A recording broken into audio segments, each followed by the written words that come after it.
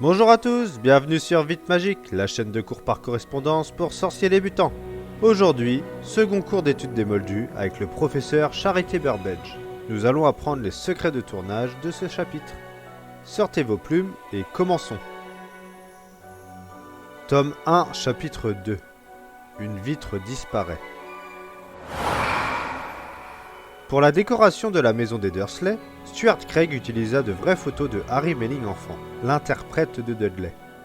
Des diplômes ont également été créés, tels que avoir nagé 5 mètres ou encore a toujours fini ses repas. Certaines scènes prévues initialement dans le script du film ont tout compte fait été retirées du montage final. Certaines ont eu la chance d'apparaître dans la version longue du film, d'autres simplement présentes dans les bonus. Et certaines sont tout simplement introuvables pour le public. A l'origine, après que Pétunia ait suggéré à Dudley de lui offrir 2 cadeaux supplémentaires pour calmer sa colère, ce dernier, tout comme dans le livre, devait réfléchir et se faire aider à compter jusqu'à 38. Le téléphone devait sonner, et pendant que la tante prenait l'appel, Dudley commençait à ouvrir ses cadeaux. Le premier qu'il ouvrit était un paquet envoyé par la tante Marge. Elle lui avait offert des soldats de plomb, le 4e bataillon. Après avoir arraché la tête d'un des soldats, il s'en désintéressa et le jeta par terre. La tante revint et informa le reste de la famille de la chute de Mrs. Fig, et donc de son incapacité à garder Harry. Après avoir fait sa crise pour que ce dernier ne vienne aux eaux, Pétunia lui promit non pas 2, mais 3 cadeaux supplémentaires.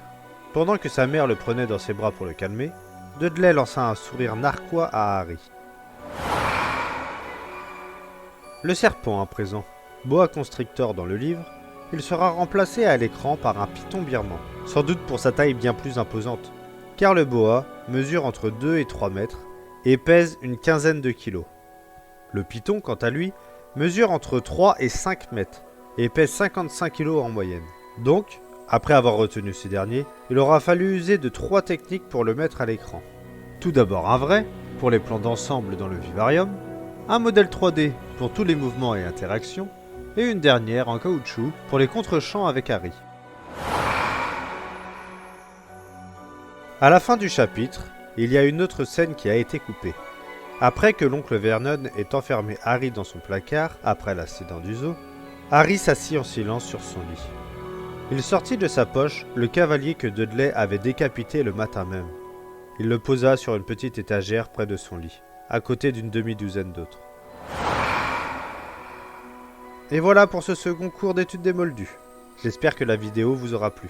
Dites-le moi en commentaire, et également si vous aviez connaissance de cette scène coupée.